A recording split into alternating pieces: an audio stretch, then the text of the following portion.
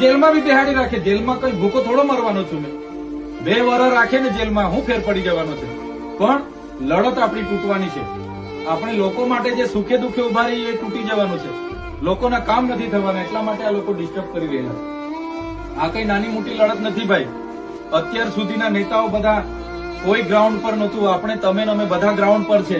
Police સામે argument આપણે કરીએ છીએ. કેમ? આપણે બધા ભણેલા ગણેલા છે, આપણે સંવિધાન જાણીએ છીએ, આપણા અધિકારો જાણીએ છીએ. એટલે કોઈએ દબાવવાની જરૂર નથી.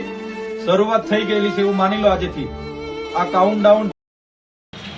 જય જોહર, જય આદિવાસી. તો આપણા છેતરભાઈ વસાવાને કેમ જામીન નથી મળતી, તો આગળ વિડીયો જોઈ લો ને આપણો ભાઈ થોડુંક બોલે છે. જય જોહર, જય આદિવાસી દોસ્તો. પબ્લિકનું એવું કહેવામાં આવે છે, છેતરભાઈ વસાવા જે લગીન માફી ના માંગે જે લગીન જોવામાં નતા આવે એવું સુરેશ મહેતાનું કહેવાનું છે. સુરેશ વસાવાનું કહેવામાં આવે છે. તો આ વિડીયોને પૂરો જોઈ લો, જોઈ લીજો અને કમેન્ટ કરી નાખજો. અને જે એનો વકીલ છે એનો શું જણાવ્યું એ આપણે જણાવ્યું. જય જોહર, જય આદિવાસી. જય ભારત, જય સંવિધાન.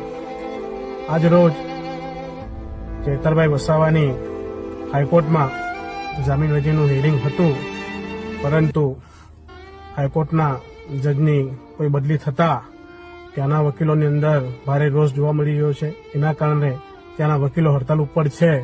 એના કારણે આજે હાઈકોર્ટની અંદર કોઈ પણ કામગીરી ચાલી શકે એમ નથી, જેના કારણે આજે ચેતરભાઈ વસાવાની જામીન અરજીનું હિયરિંગ થાય એમ નથી અને એમાં નવી તારીખ આપણે પડશે, હું તમને ટૂંક સમયમાં જણાવીશ. પરંતુ કોઈ પણ વ્યક્તિ હિંમત નહીં હારતા અને ન્યાય ઉપર થોડો વિશ્વાસ રાખજો, કારણ કે જે પણ થશે એ સારા માટે થશે. અને ચેતરભાઈ વસાવા આપણા આદિવાસી સમાજનો અને અનેક સમાજનો અવાજ છે. એમના કારણે ગુજરાતની અંદર અને સમગ્ર ભારત દેશની અંદર જે બદલાવ જોવાનો મળી રહ્યો છે, અને આપણે એમના સમર્થન છે અને આપણે એમનો અવાજ બનીએ અને એમને હિંમત આપીએ. અને અમે એમની ચેતરભાઈની સાથે છીએ. દરેક આજે નહીં, ભલે જેલમાં હશે તો પણ અમે ચેતરભાઈને સમર્થન આપશું, કારણ કે પરિસ્થિતિ જે પણ હોય, પણ અંતમાં પરિણામ હંમેશા સત્યની જીત થાય છે અને અમે સત્ય સાથે છે. હું આપનો મિત્ર એડવોકેટ સહદેવ વસાવા. સહદેવ વસાવા સાહેબને દોસ્તો સાચી વાત છે દોસ્તો. આમાં ઉપરથી ઓર્ડર આવે છે દોસ્તો, અને આમાં કોણ ઓર્ડર કરે છે દોસ્તો એ આપને બધાને ખબર છે દોસ્તો. ને છેતરભાઈ ને ક્યારે હવે છોડશે ને શાના કારણે આવું કરે છે દોસ્તો, એ તમે આ સવાલ ઈ છે કે ચેતરભાઈ વસાવાને જેલમાં રાખવા પાછળ ભાજપની મનસા શું છે? ભાજપની મનસા એ છે કે ચેતરભાઈ વસાવા ધારાસભ્ય હોવા છતાંય જો એમને જેલમાં નાખી શકી છે, જો આદિવાસી સમાજનો અવાજ ઉઠાવ્યો હતો, ભાજપની સામે બોલ્યા હતો, તો એ આદિવાસી સમાજમાં ભાજપ મેસેજ આપવા માંગે છે કે તમે પણ કોઈ જો અવાજ ઉઠાવ્યો તો તમારા પણ આ જ હાલ કરીશું. પણ આમ આદમી પાર્ટીનો એક સૈનિકને આદિવાસી સમાજ ડરવાનો નથી. આદિવાસી સમાજ અંગ્રેજોને ભગાડી ચૂક્યો છે, અંગ્રેજોને અહીંથી ભગાડ્યા છે. તો ભાજપ પણ તમારી શું હિસ્સિયત છે? પણ સવાલ એ છે કે તમે આજે ચેતરભાઈને હજી 5-25 દિવસ વધારે જેલમાં રાખી શકશો, પણ આદિવાસી સમાજ તમને ઘરમાં નહીં ઘૂસવા દે, તમને ગામમાં નહીં ઘૂસવા દે. આ રીતે એક ધારાસભ્યને તમે એવો મેસેજ આપવા માંગો છો આદિવાસી સમાજ કે તમે કચડાયેલા રહો, ગરીબો લો, તમારો કૌભાંડ તમે બહાર પાડશો અમારા, અથવા તમે ભાજપની સામે અવાજ ઉઠાવશો, સરકારની સામે અવાજ ઉઠાવશો તો કચડી નાખીશું તમને જેલમાં નાખીને. આ વાત એક આદિવાસી સમાજના યુવાન સુધી પહોંચવી જોઈએ. કઈ રીતે ભાજપ ચેતરભાઈ વસાવાને જેલમાં વધારે દિવસો રહે એવું પ્લાન કરે છે? હદ થઈ ગઈ યાર.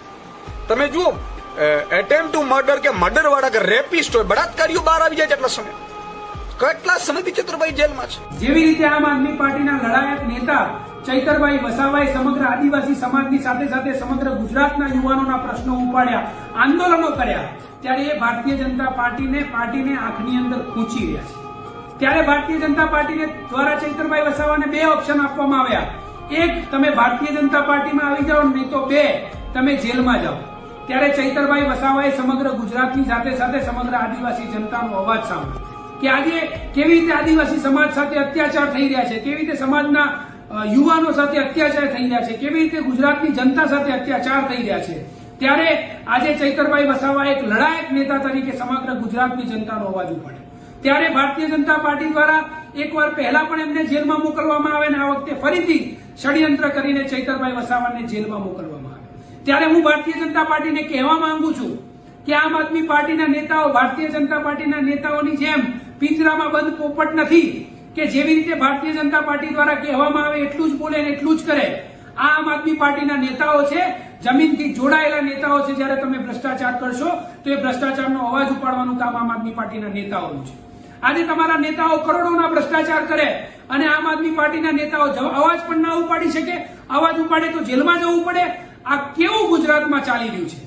ત્યારે આજે અમે આ ભારતીય જનતા પાર્ટીને કહેવા માંગીએ છીએ કે અમને ન્યાયતંત્ર પર પૂરો ભરોસો છે અને અમને વિશ્વાસ છે કે આગામી સમયમાં ચૈતરભાઈ વસાવા જેલમાંથી બહાર આવશે અને ફરીથી સમગ્ર ગુજરાતની સાથે સાથે સમગ્ર આદિવાસી સમાજનો અવાજ બનશે, સમગ્ર ગુજરાતનો અવાજ બનશે, સમગ્ર યુવાનોનો અવાજ બનશે અને ડબલ મહેનતથી, ડબલ જોરથી આજે ચૈતરભાઈ વસાવા જેલની બહાર આવશે અને લડાયક મોડમાં કામ કરશે. ચૈતરભાઈ જો માફી માંગશે તો હું 100% આજે મીડિયા સમક્ષ કહું છું, 100% હું એમને માફ કરવા તૈયાર છું. પણ મારી એક શરત છે. અમારા મહિલા આગેવાન તાલુકા પંચાયતના પ્રમુખ શ્રીમતી ચંપાબેન વસાવાનું જે અપમાન અને ગાળાગાળી કરવામાં આવી છે, તો મારી માતા બહેનો દીકરીઓની વચ્ચે આવે ચૈતરભાઈ અને માફી માંગે, હું તે જ મિનિટે આ કેસ પરત ખેંચવા તૈયાર છું. રાજકીય રંગ આપવામાં આવે છે સમાજને લઈને. ખરેખર આ વિષય આખો સમાજને લગતો છે જ નહીં. આ એક સરકારી ઓફિસમાં બનેલ બનાવ છે અને આમ આદમી પાર્ટીના પ્રદેશના નેતાઓ દ્વારા એક સામાજિક રંગ આપવામાં આવ્યો અને મેં પોતે ઘણું વિચાર્યું કે અમારા સમાજને 2 ભાગમાં વહેંચવામાં આવે છે. અમારા સમાજના દરેક ભાઈ હોય, બહેન હોય કે વડીલો હોય, એ દરેક રાજકીય પાર્ટીમાં કોઈને કોઈ રીતે સેવા આપતા હોય છે. તો હું આમ આદમી પાર્ટીના નેતાઓને કહેવા માંગુ છું, આ પત્ર દ્વારા અને સમાજના આગેવાનોને બી જાણ કરવા માંગુ છું, આ એક સરકારી ઓફિસમાં બનેલ એક સત્ય હકીકત છે. એને સમાજ સાથે કોઈ લેવા દેવા નથી.